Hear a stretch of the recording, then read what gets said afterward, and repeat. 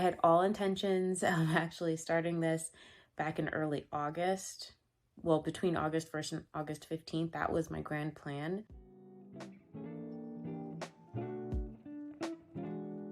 Hey, welcome back to Evie's Acres. I'm Evie, and today I'm excited to share with you my plans for the fall garden.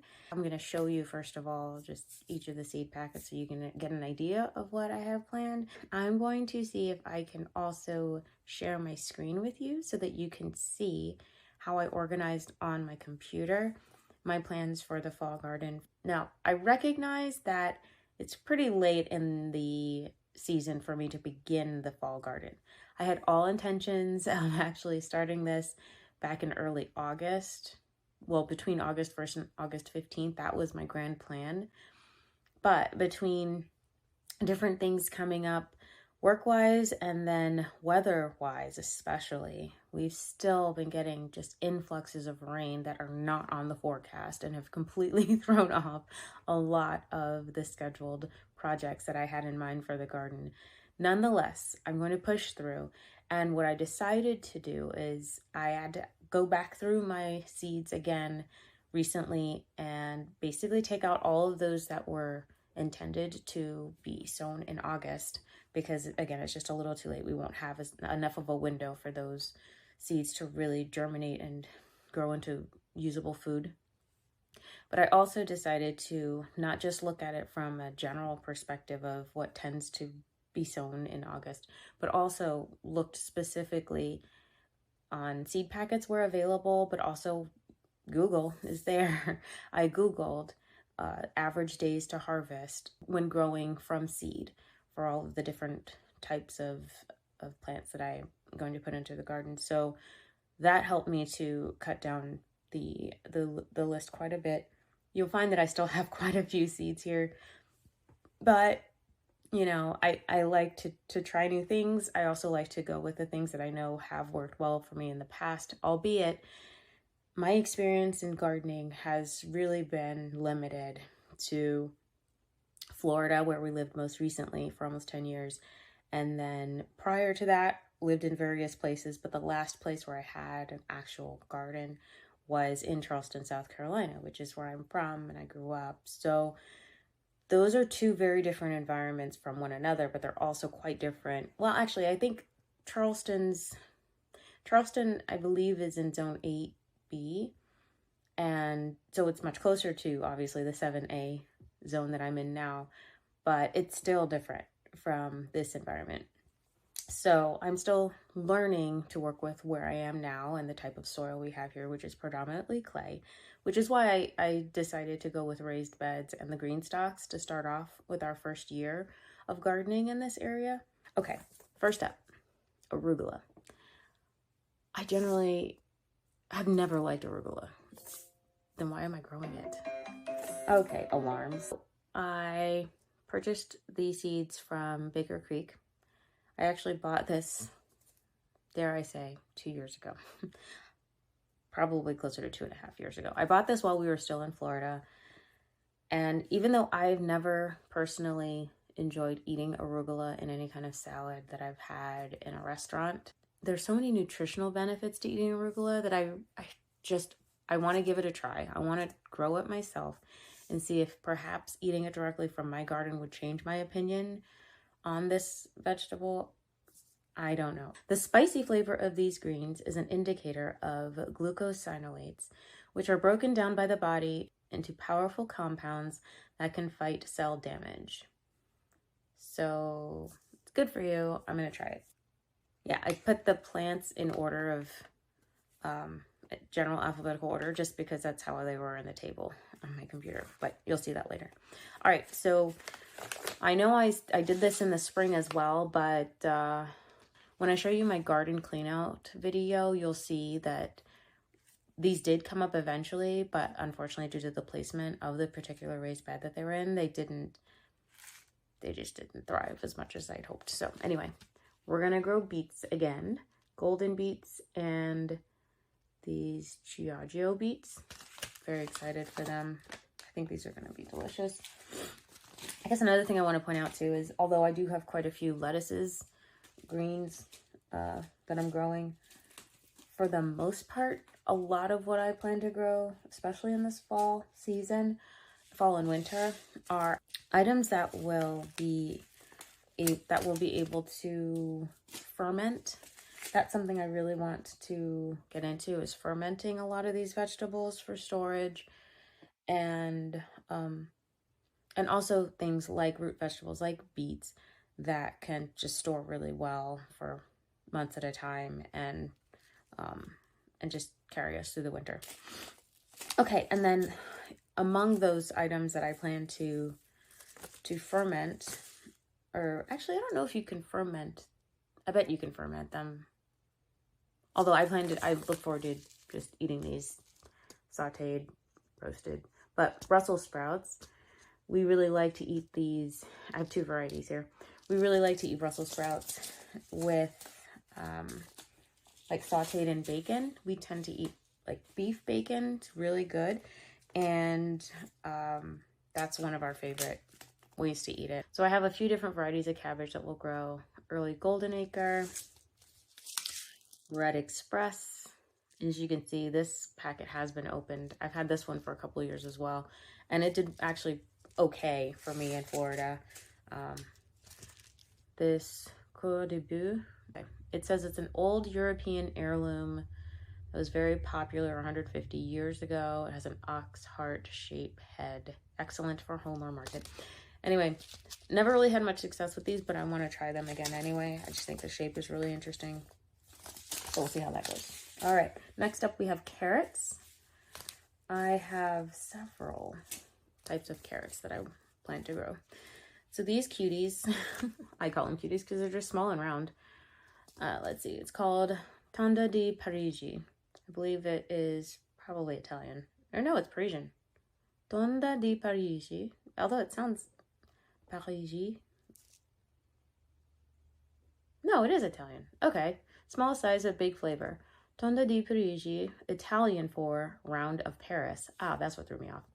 It's a deep orange, sweet and tender. Round shape is unique feature among carrots. These will mature in about 2 months. I'm excited for these, to try that out. I also have these Shinkuroda. They're a Japanese variety. Now these two varieties of carrots I've had before, and I like them both a lot. These are the Puso Rudira, which are, I believe these are from India. Really good for juicing.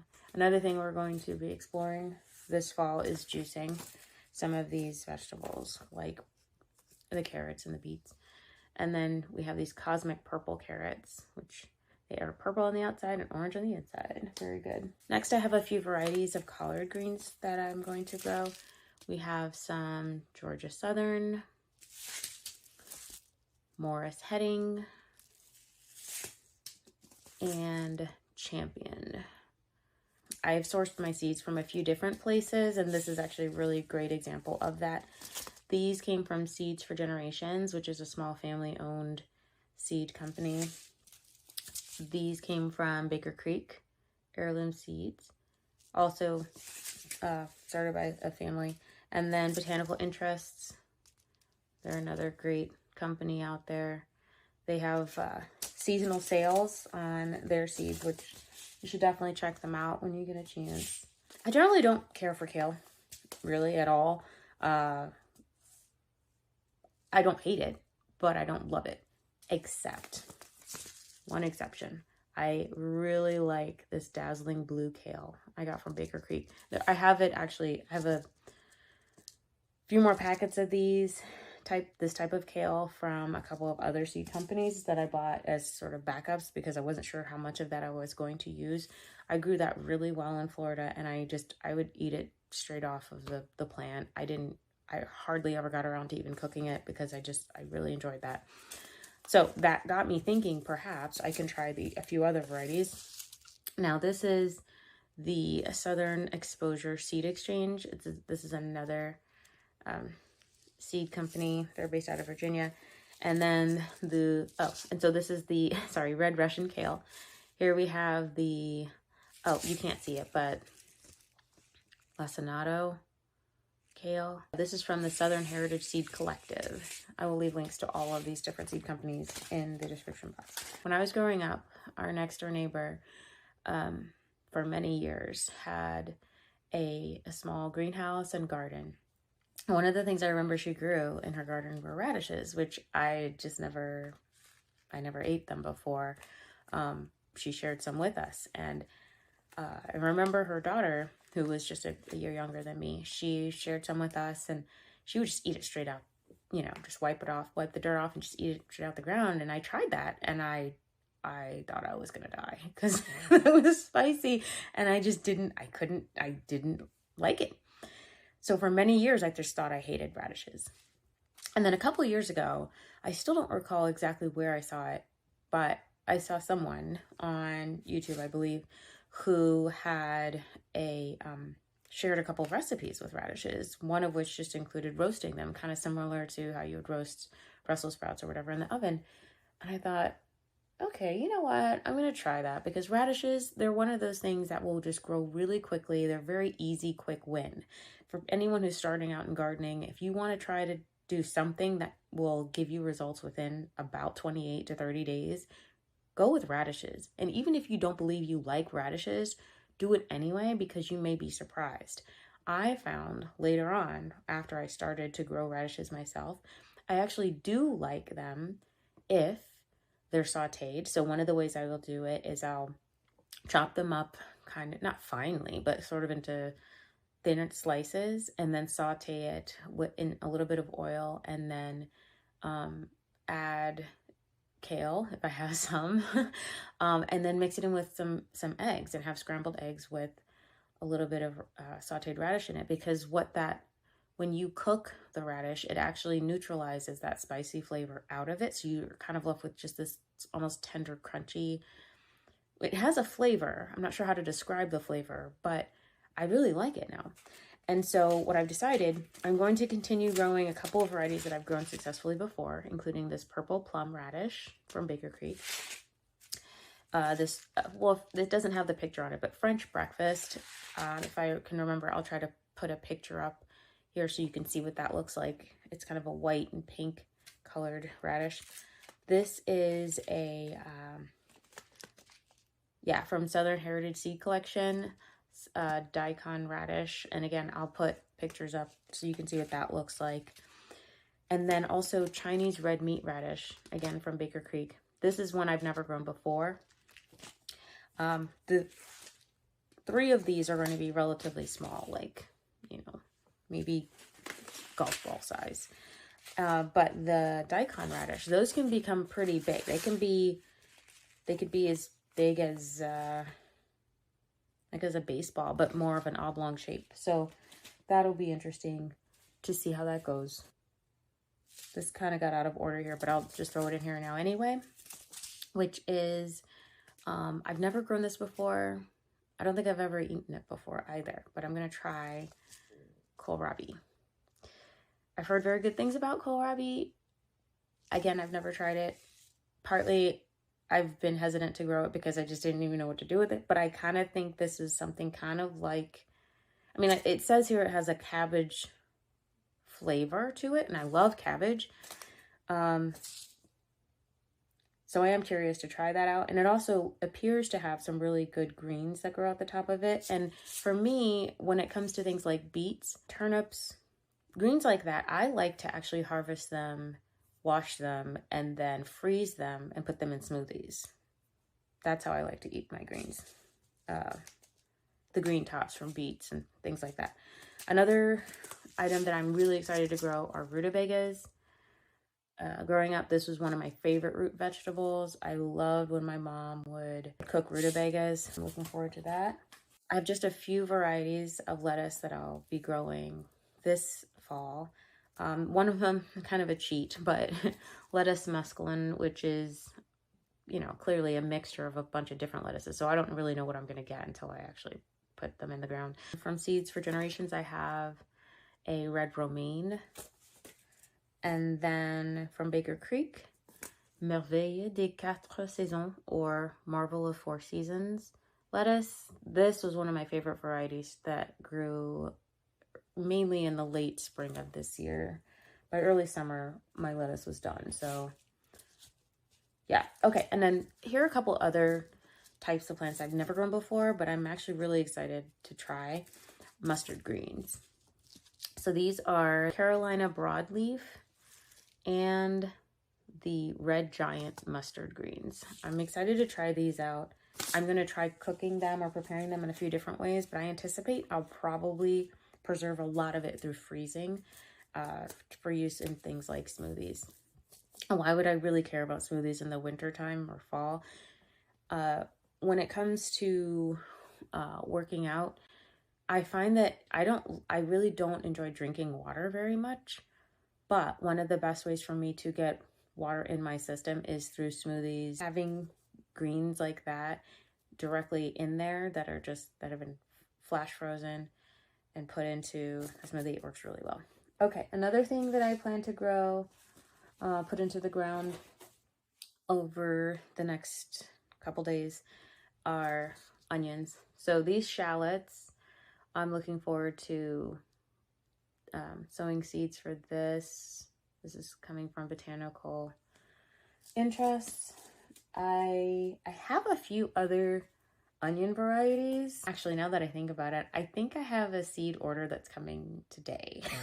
So I may need to make some edits to this video, or maybe I'll do a new video later once I have those seeds. I have to actually get ready to go for an appointment now. I didn't have quite as much time as I thought I would.